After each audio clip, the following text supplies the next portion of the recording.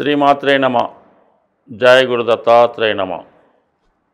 ఈ వీడియోలో మనం మే 18వ తారీఖున కుంభరాశిలో ప్రవేశిస్తున్నటువంటి రాహుగ్రహ ప్రభావం వివిధ రాశుల వారి మీద ఏ విధంగా ఉండబోతుంది అని తెలుసుకుందాం.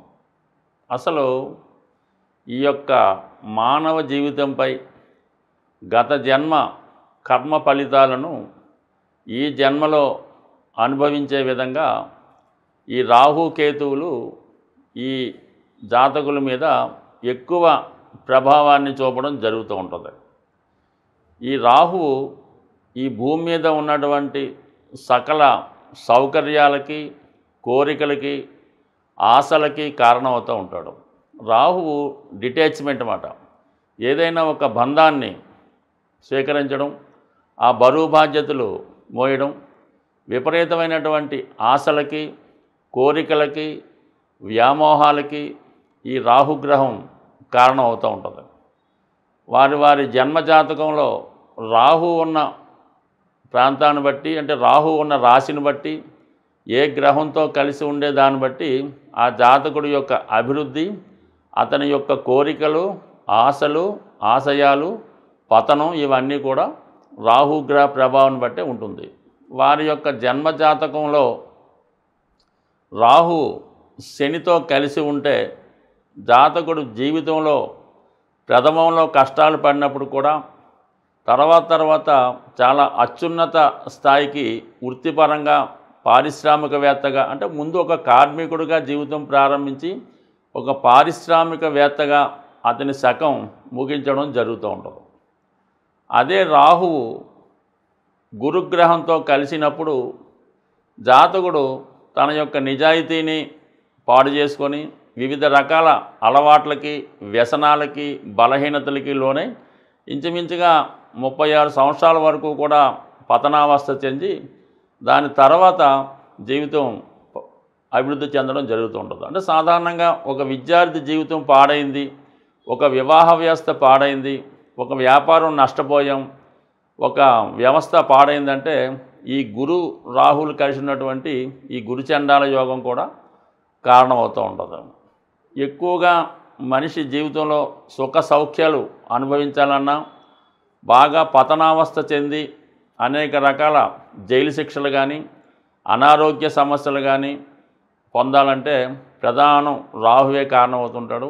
అందుకనే నిరంతరం రాహుగ్రహం గోచార రీత్యా అయితేనే, దశల రీత్యా అయితేనే సాధారణంగా మనం దాన్ని గమనిస్తూ ఎప్పటికప్పుడు రాహుగ్రహం చెప్పిన విధంగా మనం నడుచుకుంటూ తగు పరిహారాన్ని చేసుకోవడం వల్ల రాహు యొక్క అనుగ్రహం ఉందంటే జాతకుడు సాధారణ స్థాయి నుంచి కోటీశ్వరుడు అవ్వడం జరుగుతుంది. అదే రాహుగ్రహం కోపానికి గురయ్యారంటే చాలా పతనావస్థకి గురై చివరి జీవితం జైల్లో కానీ, బాగా రోగాలతో హాస్పిటల్లో కానీ మరణానికి కూడా రాహువే కారణమవుతుంటాడు. ఏదేమైనా ఒక వ్యక్తి జాతకం సంతోషంగా, ఎటువంటి నిందలు లేకుండా, ఎటువంటి జైలు శిక్షలు, రోగాలు లేకుండా ఒక మంచి పేరుతో నడవాలంటే రాహుగ్రహ స్థితి చాలా ఇంపార్టెంటు. అందువల్లనే మనం ఇప్పుడు రాహుగ్రహం ఏ విధంగా ఏ రాశుల వారికి ప్రభావం చూపుతుందో తెలుసుకునే ప్రయత్నం చేద్దాం. మీనరాశి వారికి 12వ స్థానంలో రాహు గ్రహ ప్రవేశం. అంటే ఇప్పటిదాకా మే 18 వరకు రాశి యందు సంచరించినటువంటి రాహు ఈ మీనరాశి వారికి చాలా విచిత్రమైనటువంటి అనుభవాలు చూపించడం జరిగింది. అప్పటిదాకా వారిలో ఉన్నటువంటి పవిత్రతను అపవిత్రం చేసినటువంటి గ్రహం రాహుగ్రహం. మరి ఇప్పుడు సంపూర్ణంగా మీరు ఈ రాహు యొక్క బంధనం నుంచి బయటపడి స్వేచ్ఛగా మళ్ళా మీ యొక్క స్వచ్ఛమైనటువంటి ప్రేమపూరితమైనటువంటి జీవితాన్ని తిరిగి ప్రారంభించడానికి అనుకూలంగా ఉంటుంది. అంటే చాలా ప్యూరిటీగా, చాలా నిజాయితీగా, చాలా పవిత్రంగా మీ యొక్క జీవితం ఇక్కడి నుంచి మారబోతుంది. ఎందుకంటే ఒక మాయ, ఒక భ్రమ మీ నుంచి తొలగింది. తిరిగి మళ్ళా మీ యొక్క కొత్త జీవితానికి ప్రారంభం అవుతుంది. మీ పాత మిత్రులు, దుష్ట స్నేహితులు దూరం అయితే మీ యొక్క కొత్త స్నేహితులు తిరిగి మళ్ళా మీ జీవితంలో ప్రవేశించి మిమ్మల్ని మళ్ళా అదృష్టం వైపు అలాగే సంతోషం వైపు తీసుకెళ్ళడానికి మీరు రెడీగా ఉన్నట్టే భావించాలి. ఇప్పుడు మీరు ఏది కొత్తగా ప్రారంభించిన ఒక విద్య, ఏదైనా ఒక వృత్తి ప్రవేశిస్తే అది 100 పాళ్ళు మీలో ఉన్నటువంటి ప్రతిభకు తగిన గుర్తింపు రావడం జరుగుతుంటుంది.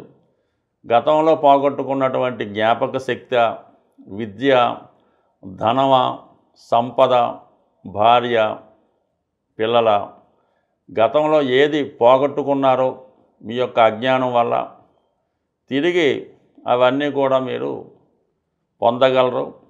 మీకు మీరే మీ సంపదని సృష్టించగలరు, మీ అదృష్టాన్ని మార్చుకోగలరు.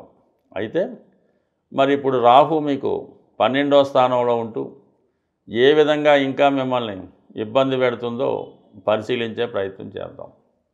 మరి 12వ స్థానం మరి మోక్షస్థానం, అలాగే సుఖమైనటువంటి ప్రశాంతమైనటువంటి నిద్రకి 12వ స్థానం కారణమవుతుంది. అలాగే వ్యాపారం సజావుగా సాగాలన్నా, మీరు పెట్టినటువంటి స్టాకు తొందరగా అమ్ముడు పోవాలన్నా 12వ స్థానం బాగుండాలి. భార్యాభర్తల మధ్య కంఫర్టబుల్ సెక్స్ లైఫ్ కావాలంటే 12వ స్థానంలో శుభగ్రహం అనుగ్రహం ఉండాలి.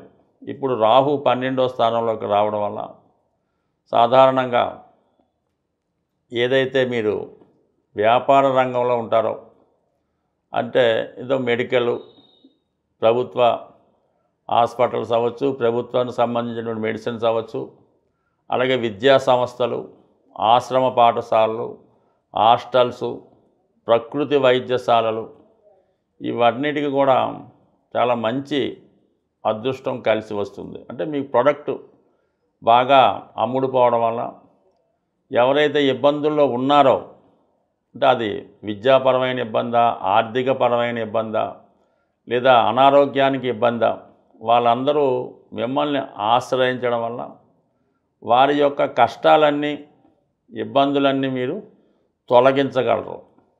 ఆ విధంగా మీరు వారికి మళ్ళా మంచి మార్గంలో పెట్టి చాలా ఆరోగ్యవంతులుగా చేసి బాగు చేయగలరు.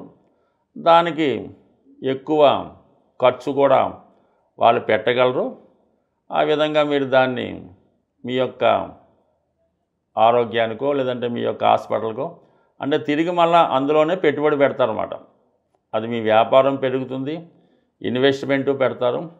అయితే ఈ సమయంలో మీకు వచ్చినటువంటి ఆదాయాన్ని అక్రమ మార్గాల ద్వారా మీ దగ్గర పని చేస్తున్న వాళ్ళు లాంటి వాళ్ళు దాన్ని ఏదో మోసం చేసి కొంత ధనం వాళ్ళు తీసుకునే అవకాశం ఉంటుంది. ఏదో రకంగా అంటే పూర్తిగా లాభాన్ని మీరు పొందలేకుండా నష్టపోతుంటారు.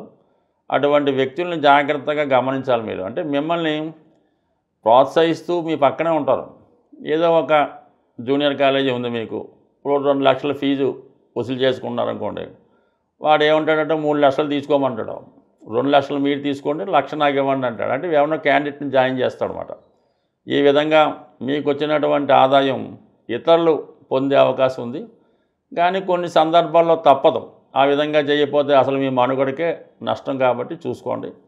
ఇది ముఖ్యంగా ఈ విద్యార్థులు లేదంటే మామూలుగా యువకులు ఈ బ్యాడ్ హ్యాబిట్స్ వల్ల కొంత నష్టపోవడం కూడా జరుగుతుంటుంది. కాబట్టి ముఖ్యంగా ఇందాక మనం చెప్పినట్టు ఎవరైతే స్నేహితులు బ్యాడ్ ఫ్రెండ్స్, బ్యాడ్ అలవాట్లు పోయాయో తిరిగి మళ్ళీ రాకుండా దాన్ని కట్టడి చేయడం మీ యొక్క ప్రత్యేకత. అంటే తిరిగి మళ్ళీ పాత జీవితంలోకి వెళ్లకుండా ప్రస్తుతం ఉన్న విధంగా జాగ్రత్తగా పర్ఫెక్ట్గా ఉంటే కంపల్సరీగా మీకు మరి ఏదో విధంగా ప్రోత్సాహం లభించి అభివృద్ధి చెందుతూ ఉంటారు. అయితే చాలా నిద్రలేని రాత్రులు గడపవలసి ఉంటుంది. అనేక రకాల ఆలోచనలు తర్జన భర్జనలు చేస్తుంటాయి, పిచ్చి పిచ్చి ఆలోచనలు వస్తుంటాయి. భార్య యొక్క అనారోగ్య కారణాల వల్ల, వేరే కారణాల వల్ల ఇతరులు మీ జీవితంలో ప్రవేశించాలని ప్రయత్నం చేస్తారు. ఇవన్నీ కూడా ఒక పరీక్షలాగా భావించి చాలా స్వచ్ఛంగా నిజాయితీగా ఉంటే మీ యొక్క గృహంలోనే లక్ష్మీ నివాసం ఉంటుంది. ఎందుకంటే మీనరాశిలోనే శుక్రుడు ఉచ్చ పొందుతూ ఉంటాడు. ఆ శుక్రుడు ఉచ్చ పొందే ఫలితం మీకు పొందాలంటే ఇటువంటి రాహువు లాంటి బ్యాడ్ రాక్షసులు మళ్ళా ఈ రాశిలో ప్రవేశించకూడదు. అంటే మీ యొక్క మనసులో ప్రవేశించకుండా ఉంటే అటు గురుని యొక్క స్వక్షేత్ర ఫలితం, శుక్రుని యొక్క ఉచ్చక్షేత్ర ఫలితం 100% మీరు పొందుతారు. ఏదైనా గ్రహం మనకి ఇబ్బంది పెట్టినా లాభాన్ని ఇచ్చినా మనం దాన్ని అనుకూలంగా మార్చడం బట్టి ఉంటుంది. ఏదైనా ఒక గ్రహం మనని ఇబ్బందులు పెడుతుందంటే ఖచ్చితంగా దాని తర్వాత అది మంచి ఫలితం ఇస్తుందని అర్థం చేసుకోవాల్సి ఉంటుంది. అయితే మనం ఆ ఇబ్బందుల్ని ఎదుర్కోవాల్సి ఉంటుంది. అది ఏ విధంగా అంటే మన ప్రవర్తన, మన నడవడిక ద్వారా ఎదుర్కోవాల్సి ఉంటుంది. సో ఈ కారణం వల్ల రాహువు ఏదైనా మనం ఒక విధంగా అనుకుంటుంటే వేరే విధంగా తన ఫలితాన్ని ఇవ్వడం జరుగుతూ ఉంటుంది. అందుకే రాహు మాయ అంటారన్నమాట. మనం ఏదో మన ఇంట్లో ఒకరికి అనారోగ్యం ఉందని వాళ్ళ కోసం హాస్పిటల్లో తిరుగుతుంటే సడన్గా వేరే ఇంకొకరికి ఇంకో ప్రమాదం లాంటివి జరిగి అటువైపు డైవర్షన్ చేస్తూ ఉంటుంది. మనం ఏదో ఒక యాక్సిడెంట్ జరగకుండా జాగ్రత్తగా కారు డ్రైవ్ చేసుకుంటూ వెళ్తుంటాం, మన దారిలో పక్కనే వెళ్తుంటాం. కానీ వెనక నుంచి ఎవడో వచ్చి ఏ టెప్పరోడో వచ్చి గుద్దుతూ ఉంటాడు. ఇది రాహు పెట్టే మాయ. మనం ఎంత జాగ్రత్తగా ఉన్నా వేరే యాంగిల్ ద్వారా మన గత జన్మలో ఉన్నటువంటి కర్మల్ని ఈ జన్మలో అనుభవించేలాగా చేస్తూ ఉంటాడు. అది అందువల్ల అంటే రాహు మాయ నుంచి తప్పుకోవాలంటే మనం నిజాయితీగా స్వచ్ఛంగా ఉండడం, ఎవరికి అపకారం చేయకుండా చట్టానికి న్యాయానికి లోబడి అక్కడ ఉన్నటువంటి పరిస్థితులకు అనుగుణంగా వెళ్ళినప్పుడు చాలా వరకు మనకి రాహు అనుకూలంగా ఉంటుంది. పెద్దవాళ్ళని గౌరవించడం, 99% వ్యసనాలకి దూరంగా ఉండాలి. అది ఏదన్నా అవ్వచ్చు, దానికి దూరంగా ఉండాలి. ముఖ్యంగా శరీర వాంఛల్ని తగ్గించుకోవాల్సి ఉంటుంది. ముఖ్యంగా ఈ వ్యభిచారం, వావి వరసలు లేకుండా పెద్ద చిన్న లేకుండా పాల్గొనే శృంగార కార్యక్రమాలు అవ్వచ్చు, వాళ్ళ మీద వ్యామోహం పెంచుకోవచ్చు. ఈ వయసులో పెద్ద చిన్న లేకుండా జరిగే ఇవన్నీ కూడా రాహు యొక్క ఆగ్రహానికి కారణమవుతూ ఉంటాయి. అంటే అతను అనుగ్రహించి చేస్తుంటాడు, మళ్ళీ ఆగ్రహించి వేరే విధంగా ఇబ్బంది పెడుతూ ఉంటాడు. అంటే పబ్లిక్లో అది తప్పు పనిగా భావించి అందరూ చేస్తూ ఉంటారు. ఆఫీసులో 20 మంది పనిచేస్తుంటే 20 మంది లంచాలు ఇచ్చుకుంటుంటారు. ఎవడో ఒకటి ఏసీబీ వాళ్ళు పట్టుకుంటే వాడేదో పెద్ద నేరం చేసినట్టు మిగతా వాళ్ళంతా కూడా ఏదో మంచి వాళ్ళగా బిల్డప్ ఇచ్చి వాడిని ఏదో టీవీలో ఫోకస్ చేస్తూ ఉంటారు. అంటే ఇది కామన్గా అందరూ చేసే పొరపాటైనా ఒకసారి ఇబ్బంది అవుతుంటుంది. ఇప్పుడు అందరూ తాగి డ్రైవింగ్ చేస్తుంటారు, ఎవడోడు పట్టుబడుతుంటే వాడిని ఏదో పదే టీవీలో చూపిస్తూ ఉంటారు అన్నమాట. పలానా కానిస్టేబుల్ గారు, ఎస్ఐ గారు డంకన్ డ్రైవ్లో పట్టుబడ్డారని. అంటే వాళ్ళని తాకూడదు అన్నట్టు ఉండదు. అంటే విషయం అలా ఉంటుందని రాహు పెట్టే ఇబ్బందులు, అందరూ చేసే పొరపాట్లని ఇవి టైం బాగోకపోతే వీడు బయటపడి ఇబ్బంది పడుతుంటాడు.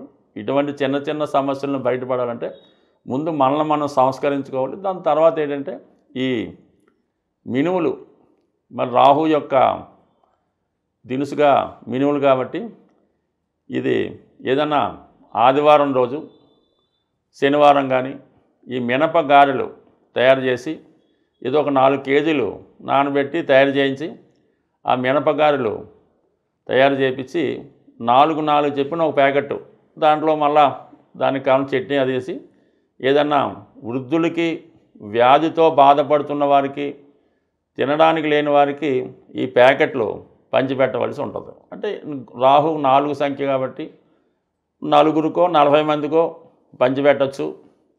అలాగే వాళ్ళకి ఏదన్నా ఇష్టమైనవి కూడా ఇవ్వచ్చు.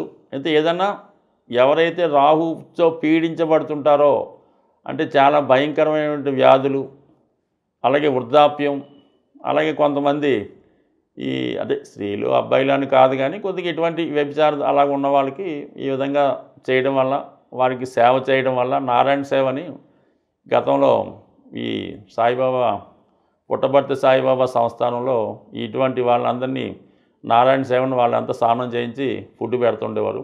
అలా చేసిన అనుకూలిస్తూ ఉంటుంది. అలాగే ఈ విధంగా మినపగారెలు పంచిపెట్టచ్చు. ఇంకా అనేక రెమెడీస్ ఉన్నాయి. ముఖ్యంగా ఏంటంటే అమ్మవారి ఏదైనా ఒక శక్తి స్వరూపం, కాళీమాత, దుర్గామాత ఏదైనా ఈ సింహం మీదో పులి మీదో ఉన్నటువంటి అమ్మవారిని ధ్యానించడం వల్ల ఈ దసరా నవరాత్రులు, ఈ గుప్త నవరాత్రులు వస్తున్నప్పుడు విధి విధానంగా దీక్షగా ఉండడం వల్ల ముఖ్యంగా మత్తు పదార్థాలకి, వ్యసనానికి దూరంగా ఉంటే రాహు బ్రహ్మాండంగా అనుగ్రహించే అవకాశం ఉంటుంది. స్వస్తి.